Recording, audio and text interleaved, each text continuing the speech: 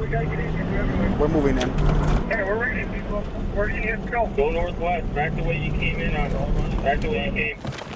They're right in the middle of the wash. Right in the middle of the wash. Keep coming. Keep going north. They're still walking north. All right. Keep going. Low, low, low, low. There's 5, 6, 7 right in front of you. Abajo. Siete abajo.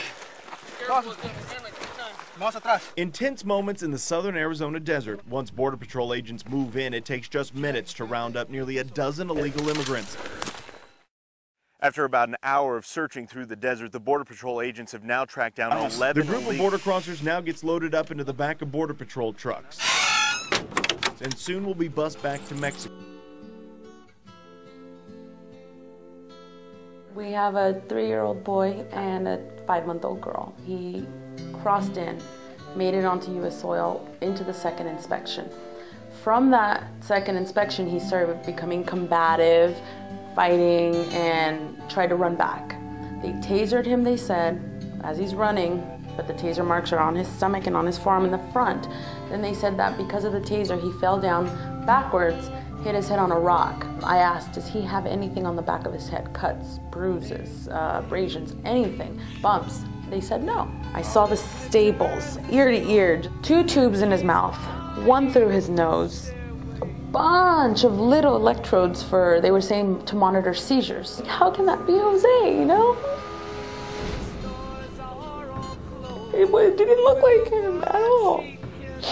When they finally said, oh yeah, he fell back on a rock, I said, no, he didn't fucking fall on a fucking rock.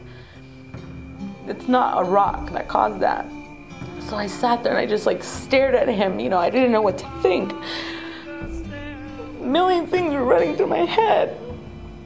I have to say, right when I saw him, I was 150% sure he was beaten. He was beaten. This is someone who was beaten. This isn't something that just happens from a fall. It looked like maybe he fell down a 5-story building. I would believe that, but a taser falling?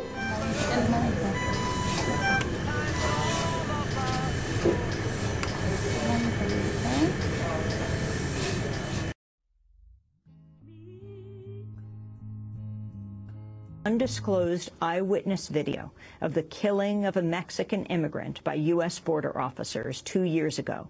In May 2010, 32-year-old Anastasio Hernandez Rojas was caught trying to enter the United States from Mexico near San Diego. Hernandez Rojas had previously lived in the United States for 25 years from the age of 15. He was the father of 5 U.S.-born children. But instead of deportation, Hernandez Rojas' detention ended in his death. A number of officers were seen beating him before one tasered him at least 5 times. During the incident, Hernandez Rojas was handcuffed and hogtied. He died shortly after. The agents say they confronted Hernandez Rojas because he became hostile and resisted arrest. But new video recorded by eyewitnesses on their cell phones show a different story. Please. Senors, help me. What U.S. border agents did not realize is that eyewitness videos of the incident caught the sounds of Hernandez Rojas screaming and pleading for his life. No. Help. It shows the firing of the taser. Was Hernandez Rojas, as the police press release suggested, combative when he was killed? Or was he on the ground, handcuffed? That attorney says a coroner's report found methamphetamine in his body and said the agent's action was appropriate in responding to, quote, out-of-control conduct.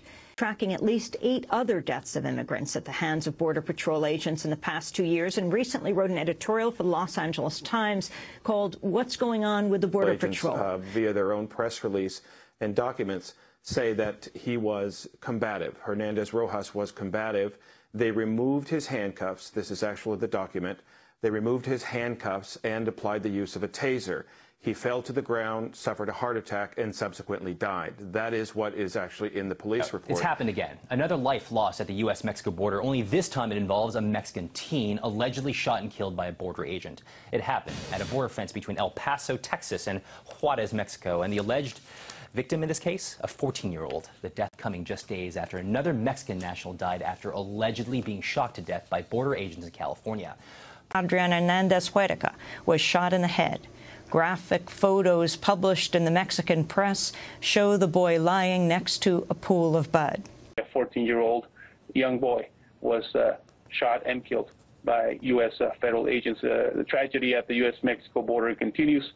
This is a human rights nightmare that demands now the full attention of not only the U.S. and the Mexican government, but also by international institutions as well. Thousands of illegal immigrants who come to Britain in search of a better life have found their dreams of a good job and money instead of becoming a nightmare. Looks like nothing more than a dumping ground, a squalor plain to see. Harder to spot are the signs of life.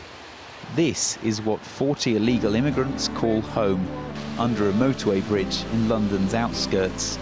Penniless and without sanitation, the place is infested with drugs, disease and destitution. Taking no home, I'm free, I'm homeless. Where do you sleep? Me? I've been sleeping Havelock Road, it's been. In the bin? Yeah, it's been.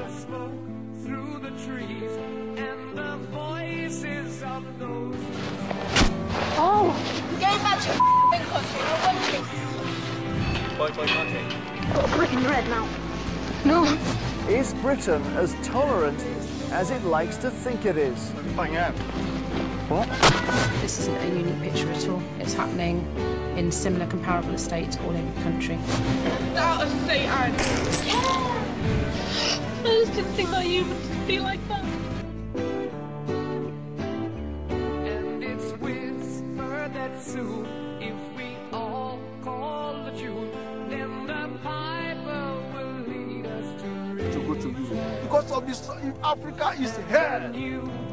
Le Maroc endosse malgré lui le rôle de gendarme de l'Europe et se doit de protéger les frontières, avec bien sûr tout ce que cela suppose comme effort sur le plan humain et financier.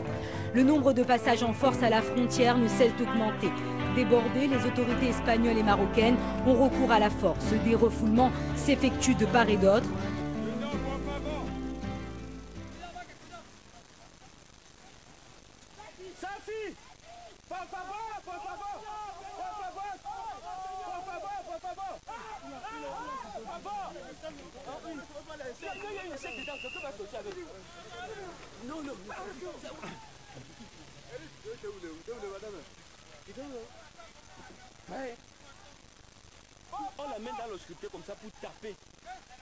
Il a été blessé après avoir tenté de pénétrer dans le présidio occupé de Melilla. On veut une approche où il y a le respect des droits de l'homme.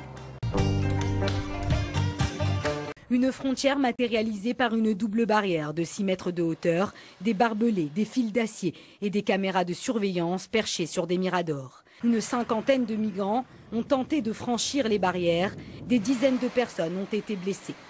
Au lendemain de ce passage en force, nous nous sommes rendus à Nador pour rencontrer ces migrants.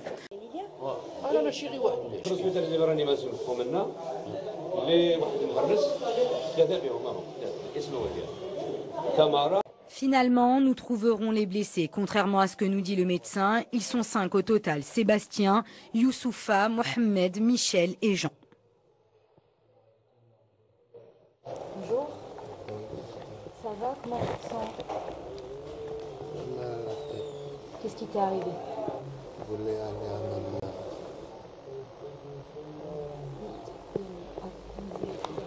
Aïe, aïe. Ils nous ont battus comme ça depuis 6 heures jusqu'à 11 heures qu'ils nous amènent à l'hôpital, on saignait. D'habitude, ils tapent, mais pas comme ça. Depuis un certain temps, ils sont très sévères. Et vous avez répliqué? Non, on ne réplique pas. Si vous répliquez, c'est la mort à leur fois. Vous êtes là comme ça, vous criez pardon. Mohamed, pardon. Vous ne comprenez pas. Boum. Notre plan, boum. Tu connais les pieds, regardez.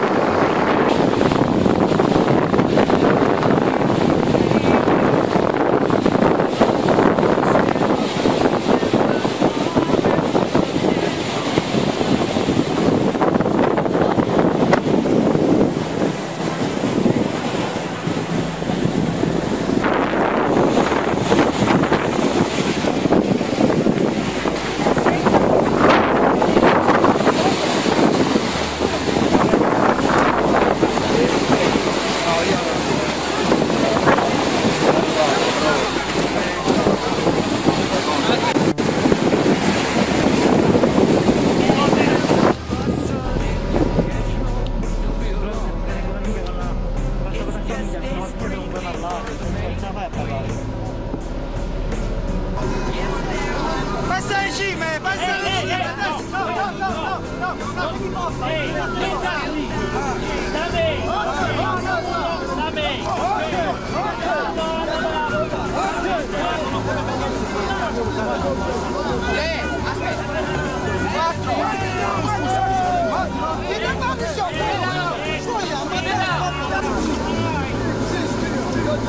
Aspetta!